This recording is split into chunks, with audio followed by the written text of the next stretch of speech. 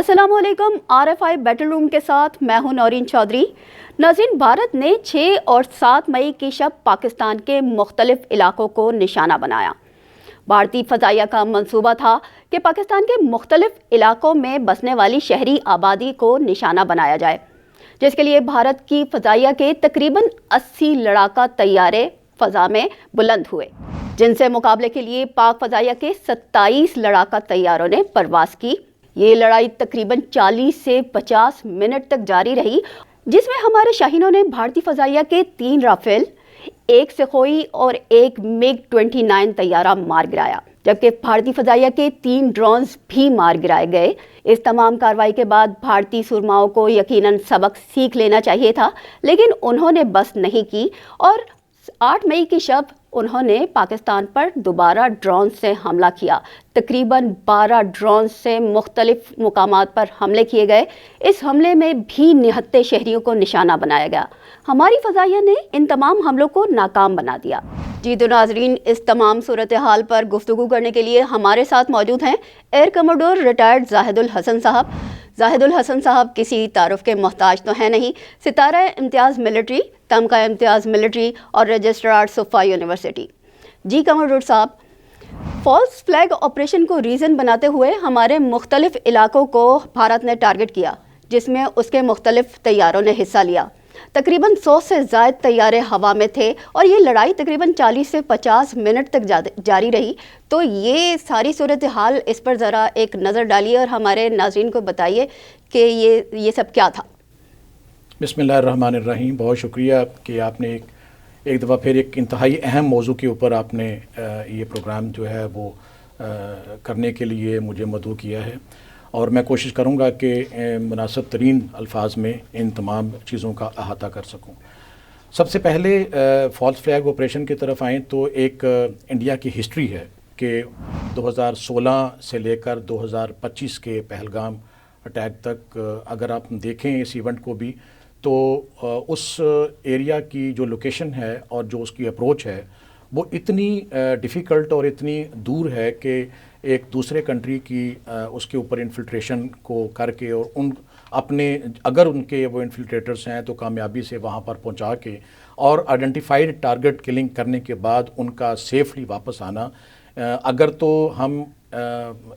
जो Indian leadership है उनकी इस बात को मान लें तो इसका मतलब ये है कि एक बहुत बड़ा सवालिया निशान है भारत की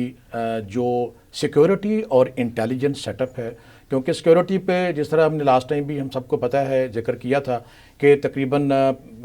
पैरामिलिट्री और मिलिट्री के 9 लाख के करीब उनकी वहाँ पर फोर्सेस हैं, जो तकरीबन 70 लाख की आबादी के साथ एक वर्सेस 7 की रेशो निकलती है। और इतनी हैवी मिलिट्री प्रेजेंस और उसके बाद सैटेलाइट से लेकर ह्यूमन इंटेलिजेंस, कोई 4 लेयर की इंटेलिजेंस सेटअप है। इसके बावजूद अगर इन्फिल्ट्रेटर जो हैं वो तकरीबन 300 किलोमीटर दूर से मोटरसाइकिलों पे आके और वेपन्स वो अपने फायर करने के बाद निकल गए हैं, तो इसका मतलब है कि ये एक अपनी वो फेलियर का ऐलान कर रहे हैं कि हम अपने सिक्योरिटी सेटअप में फेल हो गए हैं। एक बात तो ये होगी। दूसरी बात ये होगी, हमें इस बात का भी पता है कि जब भी भारत में कोई इलेक्शंस करीब आते हैं, जिस तरह अभी बिहार के इलेक्शन आने वाले हैं, तो अपने इलेक्शंस के अंदर पॉलिटिकल गेन हासिल करने के लिए बीजेपी का ख़ास तौर पर ये वतीरा रहा है कि वो पाकिस्तान के ख़िलाफ़ अपना नैरेटिव बिल्ड करते हैं और उस नैरेटिव को अपनी इलेक्शन कैंपेन में यूज़ करते हैं। मैं यहाँ थोड़ा सा कंपैरिजन करता चलूँ कि आपने पिछले बहुत सालों से जो पाकिस्तान में जब भी इलेक्शन होते हैं तो किसी सियासी पार्टी को आपने एंटी इंडिया स्टांस के साथ अपनी पॉलिटिकल कैंपेन करते हुए नहीं देखा होगा, जबकि भारत में बीजेपी ने ख़ास तौर पर ये एक नई रीत जो है वो इंट्रोड्यूस करवाई है कि वो इलेक्शन में कामयाबी हासिल करने के लिए एंटी पाकिस्तान स्टांस अडॉप्ट करते हैं और उसको वो एक रीज़न के तौर पे इस्तेमाल करते हैं इलेक्शन जीतने के लिए। इसी किस्म की रेपिटेशन जो है वो इस दफ़ा भी हुई है। 2019 में पुलवामा को रीज़न बना के बालाकोट का उन्होंने एक ड्रामा किया और जो पूरी दुनिया ने देखा कि उसके अंदर एक नहीं पूरी सीरीज़ ऑफ झूठ थे जो कि पूरी दुनिया के सामने उनको वो आश्कार हुए। और इसी तरीके से इस दफ़ा भी उन्होंने पहलगाम को रीज़न बना के जो यहाँ पर हमारे मेन लैंड के अंदर इन्फिल्ट्रेट करने की कोशिश की। और इस दफ़ा उन्होंने जिस तरह आपने अपने इंट्रो में कहा कि 100 پلس جہاز تھے، جس کے اندر زیادہ تر کنسنٹریشن ان کی پٹھان کوٹ اینڈ نارتھ، اگر ہم جو انڈین مقبوضہ کشمیر ہے اس کا اگر ہم دیکھیں تو زیادہ تر جہازوں کی جو کنسنٹریشن تھی وہاں پر تھی، جبکہ باقی جگہوں پر بھی مختلف ٹکڑیوں میں جہاز تھے، جس کا بنیادی مقصد یہ تھا کہ ہمارے اٹینشن کو ڈائیورٹ کیا جائے اور ہمارے رسپانس کو ڈائلیوٹ کیا جائے. لیکن الحمدللہ ہم نے یہ ثابت کیا کہ نہ تو ہمارا رسپانس ڈائلیوٹ ہوا، نہ ہماری اٹینشن ڈائیورٹ ہوئی، اور ہم نے اپنے ایریا میں رہتے ہوئے، سس فرنٹیئر جس کو ہم کہتے ہیں، سس فرنٹیئر رہتے ہوئے ہماری جو long range B V R کے تحت فرسٹ شاٹ کیپیبلٹی ہے وہ ہم نے استعمال کی، اور انڈین ایئرکرافٹ کو ان کے کنٹری کے اندر ہی ہم نے شوٹ کیا، اور ابھی کل پوری دنیا نے دیکھا. اور جو اس کا رزلٹ آپ دیکھیں کہ اس وقت پوری دنیا میں جو ایک چیز ایکسیپٹڈ ہے کہ 3 عدد رافیل طیارے، جس کے اوپر مودی نے لاسٹ ٹائم کہا تھا کہ اگر ہمارے پاس رافیل ہوتے تو رزلٹ مختلف ہوتا، تو اس دفعہ رافیل کے ساتھ بھی الحمدللہ میں اللہ تعالیٰ کا بہت شکر ادا کرتا ہوں کہ اللہ تعالیٰ نے پاکستان ایئر فورس کو اور پاکستان کو بہت عزت سے نوازا. 3 عدد ہم نے ان کے رافیل جہاز جو ہیں وہ ہم نے زمین بوس کیے. ایک SU-30 ہم نے شوٹ کیا، ایک MiG-29، ایک MiG-21، اور یہ تو 5 کنفرم کل ہیں. لیکن اس کے علاوہ 2 مزید کل ہیں جن کی کنفرمیشن جو ہے اس میں ایک معراج 2000 اور ایک یغوار ہے، لیکن جس کی ابھی تک جو آن گراؤنڈ جو کنفرمیشن ہے وہ نہیں آئی. اس کے علاوہ کل کی تاریخ تک تقریباً 8 ڈرون تھے ان کے، جس میں ان کے اسرائیلی اوریجن کے ہیرون 1 اور 2 اور سرچر ڈرون بھی تھے، اور اس کے علاوہ جو کچھ کوارڈ کاپٹرز بھی تھے یا ایسے ڈرون جو 1 وے جرنی کے لیے بنائے جاتے ہیں، وہ بھی ہم نے کامیابی سے انٹرسیپٹ کیے. اور اس کا جو ان کو اگر میں سمرائز کروں تو اگر ہم اس کو کوانٹیفائی کریں کل کا جو لاس ان کا ہوا ہے انڈین ایئر فورس کا، ایک تو تقریباً یہ 288 سے 290 ملین ڈالر کا ایک رفال جہاز ہے، تو 3 یہ تو اراؤنڈ 900 ملین تو یہ بن گیا. 60 to 70 ملین ڈالرز کا ایک SU-30 ہے. اسی طریقے سے اراؤنڈ 30 ملین ڈالر کا MiG-29 ہے، اور اسی طرح MiG-21 ہے. تو ان کا اوور آل جو لاس ہے وہ 1.2 بلین کے آس پاس ہے، جو ایک دن 40 سے 45 منٹ کی فائٹ کے دوران ان کو اس کا لاس سفر کرنا پڑا. اور ایک بڑی امپورٹنٹ جو آسپیکٹ ہے اس کا کہ ایک بہت جو چیز بڑا کلوزلی لوگ کل دیکھ رہے تھے، اور انٹرنیشنل جو اسٹریٹجک کمیونٹی ہے، ملٹریز ہیں، وہ اس کو دیکھ رہی تھیں کہ it was a fight between the Chinese based eastern technology versus western technology, جس کے اندر فرینچ اور دوسرے اوریجن کے ویسٹرن ایئرکرافٹ شامل تھے. اور خاص طور پر ان کا جو top of the line aircraft ہے جس کو وہ رفال 4.5 جنریشن ایئرکرافٹ کہتے ہیں، تو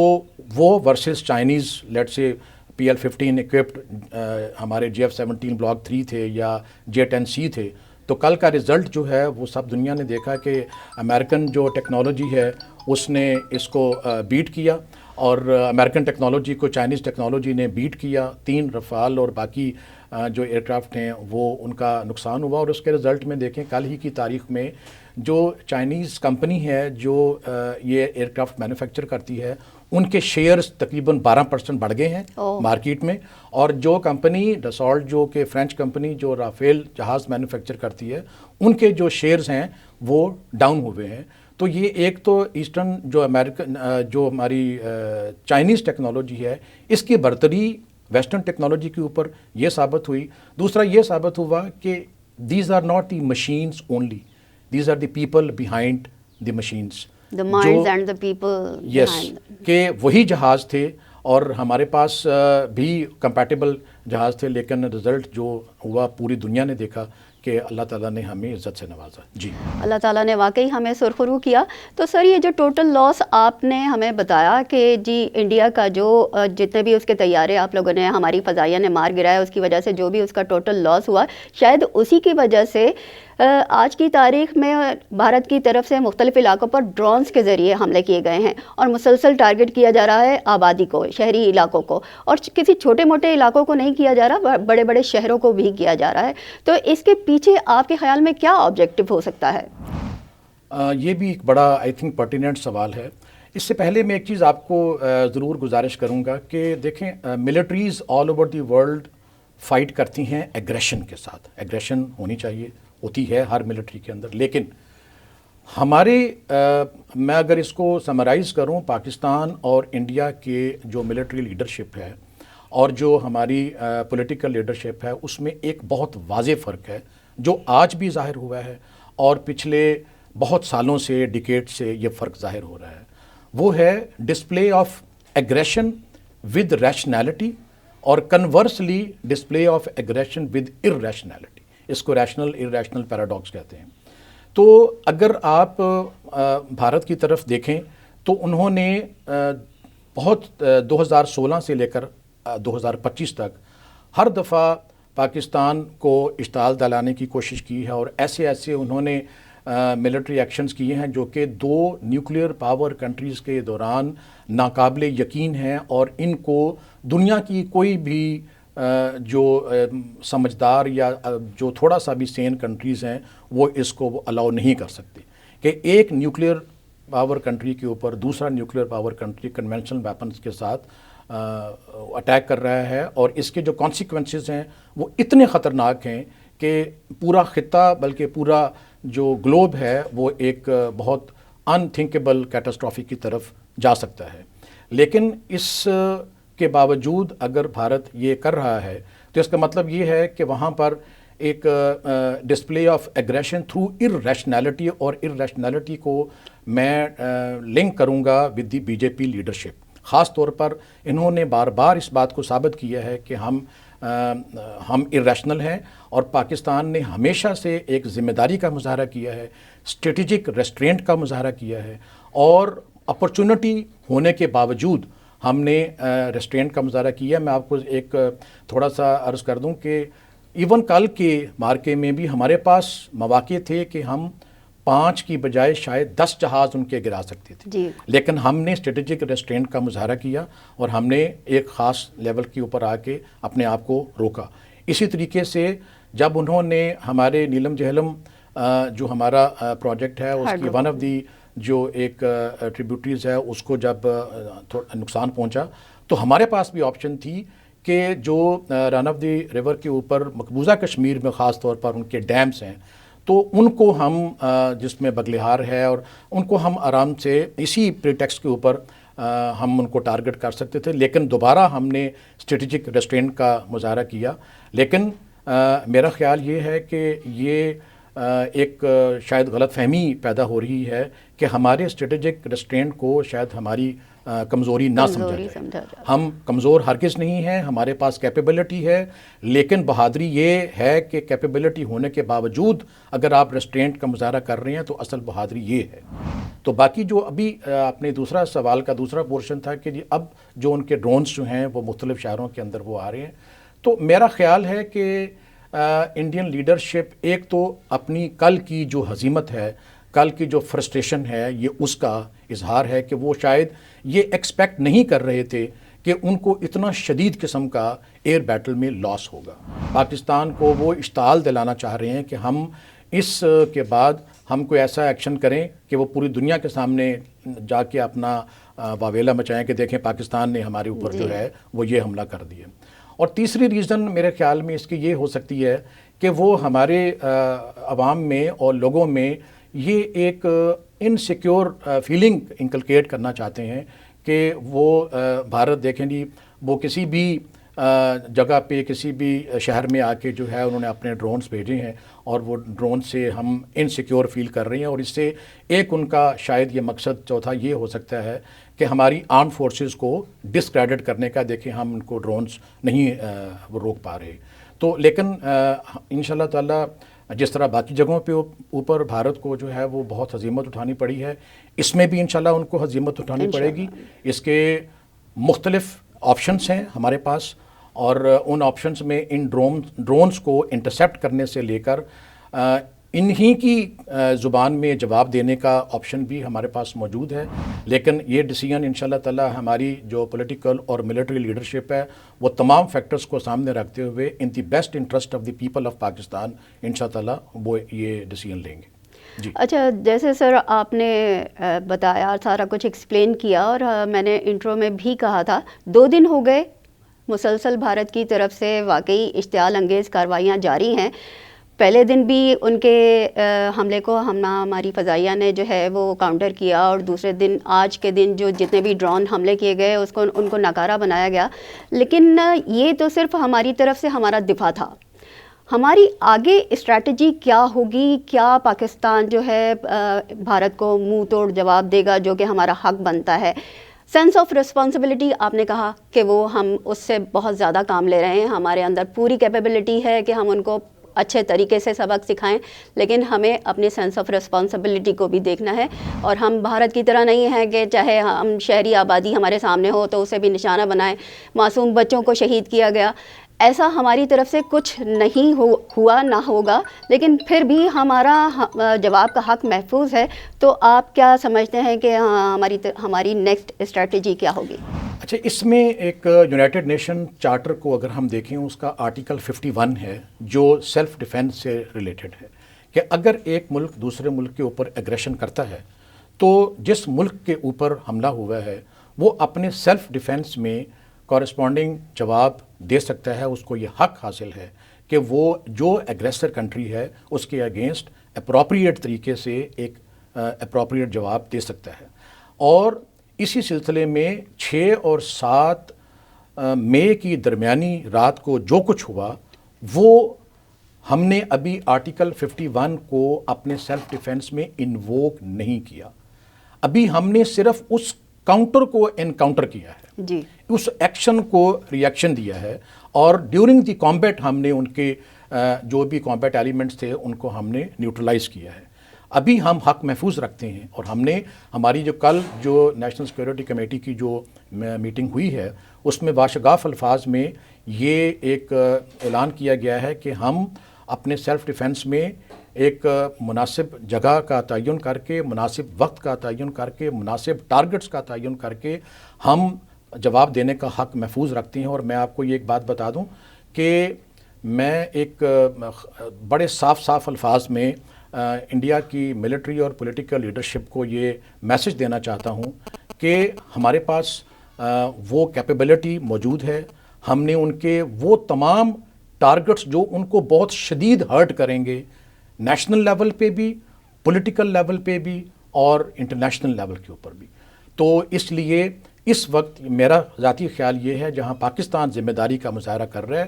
انٹرنیشنل کمیونٹی کا یہ فرض بنتا ہے، خاص طور پہ جو بہت گلوبل پاورز ہیں، بڑے بڑے کنٹریز ہیں، کہ وہ اپنا جو ذمہ دارانہ رول ہے اس کو ادا کریں، اور بھارت کو انٹیمیڈیشن سے نہ صرف یہ کہ ان کو کنڈیم کریں، ان کو روکیں، بلکہ ان کو اس سے باز رہنے کی تلقین کریں. میں اس سلسلے میں ایک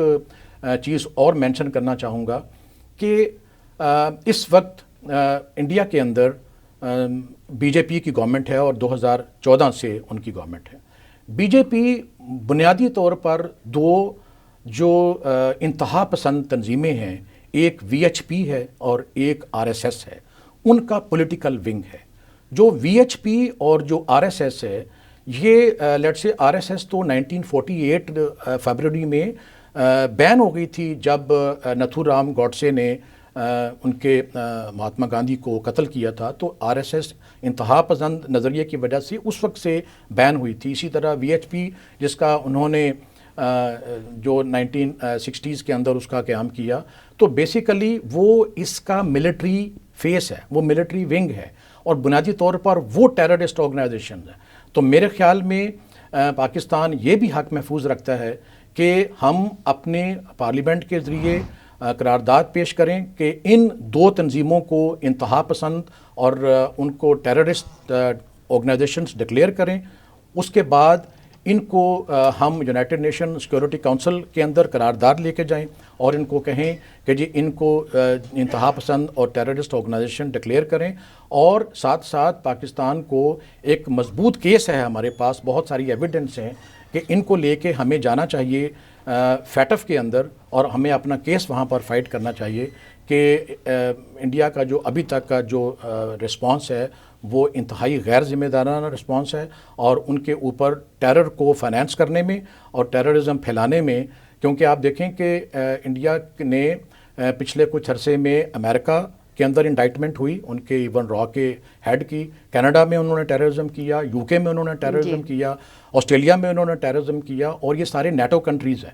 اور نیٹو کنٹریز کے اندر انہوں نے ٹیررزم کیا، اور یہ پروون فیکٹس ہیں، یہ خالی سٹیٹمنٹس نہیں ہیں۔ تو ایک بڑا مضبوط کیس ہے کہ بھارت کو ہم فیٹف میں لے کے جائیں اور وہاں پر ہم اپنا کیس بلڈ کریں کہ بھارت کے اوپر فیٹف میں اپنے ٹیرر پھیلانے میں، ایپی سینٹر ہونے میں، اور ٹیررزم کو سپریڈ کرنے میں اور سپانسر کرنے کے لیے ان کے اوپر پابندیاں عائد کی جائیں۔ جی سر، آپ نے یونائٹڈ نیشن کا ذکر کیا۔ اب یونائٹڈ نیشن کی جو سیکیورٹی کونسل ہے، ہمیں پتہ ہے کہ ہمیشہ قراردادیں ہی منظور ہوتی ہیں، اس پہ عمل درآمد بالکل نہیں ہوتا۔ آپ کو نہیں لگتا کہ اگر تو یونائٹڈ نیشن کی سیکیورٹی کونسل جو ہے اس نے اپنا رول پلے کیا ہوتا تو آج حالات کچھ اور ہوتے؟ یا آپ کو لگتا ہے کہ اس دفعہ سیکیورٹی کونسل اپنا جو رول اسے اصل میں پلے کرنا چاہیے وہ پلے کرے گا؟ یہ بھی ایک آپ نے بہت اچھے پوائنٹ کی طرف اشارہ کیا ہے کہ لیکن اس دفعہ جو تھوڑا ڈیفرنٹ ہے باقی کنٹریز، جس طرح اگر ہم یوکرین کی بات کریں اور رشیا کی بات کریں، جس طریقے سے ہم مڈل ایسٹ کی بات کریں، یا باقی جو دنیا کے مختلف علاقوں میں جو ملٹری کنفرنٹیشن اور جو ان کی جنگیں چل رہی ہیں، ان میں اور پاکستان اور انڈیا کے کنفرنٹیشن میں بہت زیادہ فرق ہے۔ ایک تو دونوں نیوکلیئر پاورز ہیں، دونوں کے پاس ٹیکٹیکل لیول سے لے کر اسٹریٹجک لیول تک نیوکلیئر کیپیبلٹیز ہیں۔ ان نیوکلیئر کیپیبلٹیز کو یوز کرنے کے لیے جو ایک ٹرائیڈ چاہیے ہوتا ہے، آرمی، نیوی اور ایئر فورس تینوں بورڈز وہ بھی اویلیبل ہیں، اور بارہا یہ اظہار بھی کیا جا چکا ہے کہ یہ جو نیوکلیئر ویپنز ہیں، starting from tactical nuclear weapon, وقت پڑنے پر اگر وہ نیوکلیئر تھریش ہولڈ رسپیکٹو کنٹری کا آ جائے تو وہ استعمال بھی ہو سکتے ہیں۔ لیکن یہ سوچنا ہی ایک بہت بڑی کیٹاسٹرافی ہے۔ اسی لیے وہ جو تھیوری ہے میوچلی ایشورڈ ڈسٹرکشن کی، کہ جب بھی دو نیوکلیئر پاورز ایک دوسرے کے آمنے سامنے آتی ہیں تو الٹیمیٹلی دونوں کی میوچلی ایشورڈ ڈسٹرکشن ہوتی ہے، اور اس میں کوئی ایک ملک یہ نہیں کہہ سکتا کہ ہم دوسرے کو انیلیٹ کر دیں گے اور ہم بچ جائیں گے اور دوسرے کو ہم تباہ کر دیں گے۔ اس میں آپ کی فرسٹ اسٹرائک کیپیبلٹی ہے، سیکنڈ اسٹرائک کیپیبلٹی ہے۔ تو اتنی خطرناک صورتحال کو دیکھ کے اسی لیے میں نے ابھی اپنے پچھلے آپ کے سوال کے جواب میں عرض کیا تھا کہ جو گلوبل پاورز ہیں ان کو اپنا ذمہ داری کا احساس ہونا چاہیے، اور اس کا جو تباہ کن نتائج ہو سکتے ہیں ان کا احساس ہونا چاہیے، اور ان کو فوری طور کے اوپر نہ صرف یہ کہ بھارت کے تمام ایکشنز کو کنڈیم کرنا چاہیے، اور ان کو چاہے وہ سیکورٹی کونسل کی انفورسمنٹ کے تھرو ان کو روکنا چاہیے، بلکہ اس وقت انہوں نے بگ کنٹریز نے جو بھارت کو ان کے ٹیررزم کے باوجود ایک ایکسیپشنلزم اور پریفرنشل ٹریٹمنٹ دیا ہوا ہے، وہ اپنے ایکسیپشنلزم کو وڈرا کریں، پریفرنشل ٹریٹمنٹ کو وڈرا کریں، اور حقیقت کی نظر سے اپنے جیو پولیٹیکل اور جو اکنامک کمپلشنز ہیں ان سے ہٹ کے حقیقت کی نظر سے دیکھیں، تو پھر بالکل اس میں میں امید کرتا ہوں کہ اس دفعہ جو ہماری یونائٹڈ نیشن سیکورٹی کونسل ہے وہ اپنا جو ڈیو رول ہے وہ ادا کرے گی۔ اچھا سر، بڑی انفارمیٹیو آپ نے ساری ڈیٹیلز دی ہیں، کافی سیر حاصل گفتگو ہوئی ہے۔ ایک ابہام یا ایک کنفیوژن جو ہماری عوام کے ذہن میں پیدا ہو رہی ہے، میں چاہوں گی کہ آپ وہ ذرا کلیئر کرتے جائیں کہ سوال یہ سوشل میڈیا پر اٹھ رہا ہے کہ ہمارا ڈیفنس سسٹم کیا اتنا ویک ہے کہ وہاں سے میزائلز آئے اور ہمارے علاقوں کو ٹارگٹ کیا، اور مطلب ایسا کیسے پاسبل ہوا کہ ان کے میزائلز ہمارے ایریا کے اندر تک پہنچ پائے، انہیں ہم نے ہوا میں ہی ڈسٹرائے کیوں نہیں کر دیا؟ اچھا، آپ کل کے واقعے کی میزائلز لانچ کی بات کر رہے ہیں؟ جی۔ اچھا، اس میں اس کا میں مثال یوں دوں گا کہ ہم اسرائیل کی بات کرتے ہیں۔ جی۔ اسرائیل کے پاس انہوں نے ایک میزائل ڈیفینس شیلڈ کے نام سے ایک آئرن ڈوم اسٹیبلش کیا ہے، جس میں 4 لیئرز کا ان کا ایک ایئر ڈیفینس سسٹم پورے نیٹ ورک کے ساتھ موجود ہے، اور بہت چھوٹے ایریا میں ہے۔ اور چھوٹے ایریا میں ظاہر ہے آپ کو پتہ ہے کہ ریسورسز کو ایکومولیٹ کر کے ڈیفینڈ کرنا بہت آسان ہوتا ہے. اس کے ساتھ ان کے پاس امریکہ جیسی سپر پاور کی انکنڈیشنل سپورٹ تھی. سیٹلائٹ جو فیڈ ہے وہاں سے لے کر تو جو ان کو ملٹری ہارڈ ویئر ہے وہاں تک. اس کے علاوہ یورپین یونین کے جتنے لیڈنگ کنٹریز ہیں ان کی سپورٹ بھی ان کے پاس موجود تھی. اس کے باوجود جب بھی ہم نے دیکھا کہ ہوتھیز نے یا ایران نے یا حزب اللہ نے یا حماس نے جب بھی ان کے اوپر ایک روڈیمنٹری بیسک قسم کے ڈرونز کے ساتھ بھی اٹیک کیا تو ہم نے بار بار آئرن ڈوم کو فیل ہوتے ہوئے دیکھا. تو اس کا مطلب ہے کہ جس کو ہم ایک ٹرمینالوجی یوز کرتے ہیں امپریگنیبل ڈیفنس، تو چاہے وہ امریکہ خود ہو، امریکہ کے اسپانسرڈ جو فرسٹ ورلڈ کنٹریز ہوں، impregnable defence against the intrusion is a concept جس کے اوپر ابھی بھی دنیا ریسرچ اینڈ ڈیولپمنٹ کر رہی ہے اور اس پہ 100% کامیابی کسی دوسرے کنٹری کو بھی حاصل نہیں ہوئی. نمبر 2، ہم اور جو ہم نے یہ 6 اور 7 کی درمیانی شب کو جو ہم نے چیز کنفرنٹ کی، 2 طرح کے ویپن استعمال ہوئے. ایک ہے ہیمر جو کہ air to ground guided weapon ہے، اور دوسرا ہے ان کا جس کو ہم کہتے ہیں اسکالپ. یہ بھی میرا اس پہ رافیل کے اوپر لگتا ہے. اب ان کی رینج جو ہے 70 کلومیٹر سے لے کر تقریباً 500 کلومیٹر کے درمیان ہے، اور اس میں ملٹیپل گائیڈنس سسٹم ہوتے ہیں. اور اس میں ان 2 ویپنز کو رپورٹڈلی انہوں نے یوز کیا ہے، اور ہمارے جو ایئر ٹو گراؤنڈ اپنے ایئر ٹو گراؤنڈ ویپنز کو یوز کر کے. اچھا، اب اس میں ایک تو اس طرح کے ویپنز کو انٹرسیپٹ کرنے کا ہوا میں کوئی سورس اس طرح کا پوری دنیا میں موجود نہیں ہے، لیکن راستے ہیں. ایک راستہ یہ ہے کہ جو ان میزائلوں کو لے کے اڑنے کا سورس ہے، جس بیس سے یہ ٹیک آف کر رہے ہیں، اس بیس کو نیوٹرلائز کیا جائے. اس بیس کو ان جہازوں کے اڑنے سے پہلے ہی ان کو نیوٹرلائز کر دیا جائے، ڈسٹرائے کر دیا جائے، تاکہ وہاں سے یہ اڑ ہی نہ سکے. دوسرا طریقہ یہ ہے کہ جو ہی یہ پلیٹ فارم اڑیں، ہوا میں فضا میں آئیں، بلند ہوں،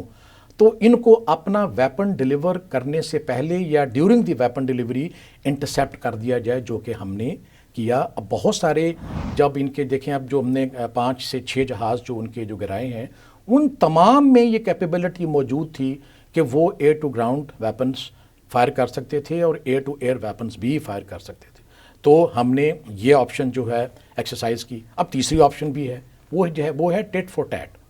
کہ اگر انہوں نے آپ کے گراؤنڈ ٹارگٹس کو انگیج کیا ہے تو وہی کیپیبلٹی ہمارے پاس بھی ہے. ہم نے بھی ان کے 8 ٹارگٹس کو انگیج کیا ہے، ان ڈسٹرائے کیا ہے. اور یہ اب تو گلوبل میڈیا میں it is every where, social media پہ بھی ہے. اور اس میں ان کا بریگیڈ ہیڈ کوارٹر ہے، بٹالین ہیڈ کوارٹر ہے، کچھ ایمونیشن ڈمپس ہیں، کچھ ڈفرینٹ قسم کے ٹارگٹس ہیں، اور ان کی ڈسٹرکشن جو ہے وہ آن گراؤنڈ ہوئی ہے. تو ہم نے ان کو ایک طرح سے یہ تینوں آپشن جو ہیں وہ ایکسرسائز کر کے میسج دیا ہے کہ don't mess with us, we have the corresponding capability, and if you want to repeat the same you will get the same or even the worst result. اچھا سر، یہ بتائیے کہ دنیا کے مختلف ممالک کی طرف سے ثالثی کی کوشش کی جا رہی ہے. جیسے ایرانی وزیر خارجہ پاکستان آئے ہوئے تھے اور اب وہ دہلی میں موجود ہیں، تو آپ کو کیا لگتا ہے کہ کیا ان کی موجودگی کے باوجود بھارت جو ہے وہ اپنی حرکتوں سے باز نہیں آ رہا، تو کیا ان کو کوئی کامیابی حاصل ہوگی جو ایرانی وزیر خارجہ ہے اپنے جس مشن پہ نکلے ہوئے ہیں؟ ایک تو right on the on set میں اس کوشش کو بہت قدر کی نگاہ سے دیکھتا ہوں، اور بہت اچھی ایفرٹ ہے. ہر وہ ایکشن جو خطے کو اور گلوب کو پیس کی طرف لے کے جائے، ہم اس کو سپورٹ کرتے ہیں، اور ہم ان کنٹریز کو اور ان آرگنائزیشنز کو اور ان انڈیویجولز کو اپریشیٹ کرتے ہیں کہ وہ اس طرف اپنی ایفرٹس کو استعمال کرنا چاہ رہے ہیں. لیکن اس کے لیے دونوں پارٹیز کا ایگری ہونا ضروری ہے، اور اس ایگریمنٹ کا اظہار 2 طریقوں سے ہوتا ہے. ایک تو وربلی آپ ایگری کریں کہ ہم ان کی ثالثی کو ایکسیپٹ کریں گے، اور ان کے کہنے کے اوپر ہم جو بھی ایک ثالث کے طور پہ ان کی فائنڈنگز ہوں گی ان کے اوپر ہم عمل درآمد کریں گے. دوسرا، آپ اپنے عمل سے ظاہر کریں کہ ہاں ہم ان کی صالحی کے لیے، مصالحت کے لیے جو پیش کردہ جو بھی جو معروضات ہیں ہم ان کو ایکسیپٹ کریں گے. لیکن میرے خیال میں ایک بہت کمینڈیبل ایفرٹ ہے ایران کی، اور وہ اس وقت ایران کے وزیر خارجہ جو ہیں وہ انڈیا میں موجود ہیں، اس میں دوسرے ممالک بھی کچھ آ رہے ہیں، لیکن میرے خیال میں with due respect to all the countries، میرے خیال میں جو رول گلوبل پاورز اس میں پلے کر سکتی ہیں مصالحت کے لیے، یا انڈیا کے جو اگریسو ڈیزائنس ہیں یا ہیجمونک ڈیزائنس ہیں، یا ان کی جو ایک وہ اپنے آپ کو سمجھ رہے ہیں کہ شاید ان کو امپیونٹی ہے کہ وہ دنیا کے تمام رولز ریگولیشنز اور انٹرنیشنل جو گلوبل آرڈر ہے اس سے مبرہ ہیں، اس سے ان کو روکنے کے لیے اور ایک انٹرنیشنل گلوبل آرڈر کے میکنزم میں واپس لانے کے لیے یہ گلوبل پاورز جو ہیں ان کا رول زیادہ کلیدی ہے، زیادہ اہم ہے کہ وہ اس میں اپنا کردار ادا کریں اور ایکٹیو کردار ادا کریں، صرف سٹیٹمنٹس کی حد تک نہیں بلکہ وہ عملی طور کے اوپر اس کے اندر آ کے اپنا کردار ادا کریں، ورنہ جس طریقے سے ابھی چیزیں اسکلیٹ ہو رہی ہیں تو یہ چیزیں جو ہیں، یہ جو ابھی ڈیولپمنٹ ہو رہی ہیں، اگر ان کو ایک مناسب طریقے سے روکا نہیں گیا، جس طرح میں نے پہلے عرض کیا کہ ہمیشہ سے پاکستان نے یہ کردار ادا کیا ہے کہ ہم نے خطے میں اسٹریٹجک اسٹیبلٹی کو مینٹین کیا ہے، انڈیا نے ہمیشہ اس کو ڈسٹرائے کرنے کی کوشش کی ہے، اس اسٹریٹجک اسٹیبلٹی کو انہوں نے ڈسٹرب کرنے کی کوشش کی ہے اپنے ایکشنز کے ذریعے، اور پاکستان ایک ذمہ دار ملک ہونے کے ناطے، پیس لوننگ ملک ہونے کے ناطے ہم نے ہمیشہ اپنا پازیٹیو اور کنسٹرکٹیو رول ادا کیا ہے، اور اس چیز کو سامنے رکھتے ہوئے میرے خیال میں دس از ہائی ٹائم کہ گلوبل کمیونٹی کو اب جس طرح میں نے پہلے عرض کیا کہ اپنی جو بھی ان کی جیو پولیٹیکل یا جیو اکنامک کمپلشنز ہیں فار ٹائم بینگ ان کو سائڈ پہ کریں اور ایک زیادہ ذمہ دار کردار ادا کریں۔ بہت شکریہ سر، آپ کا کافی انفارمیشن آپ نے ہمیں دی اور بڑے زبردست قسم کی ڈسکشن رہی آپ سے۔ RFI بیٹل روم سے فی الحال اتنا ہی، مزید اپڈیٹس کے ساتھ دوبارہ آپ کے سامنے حاضر ہوں گے، ہمیں دیجیے اجازت، اللہ نگہبان۔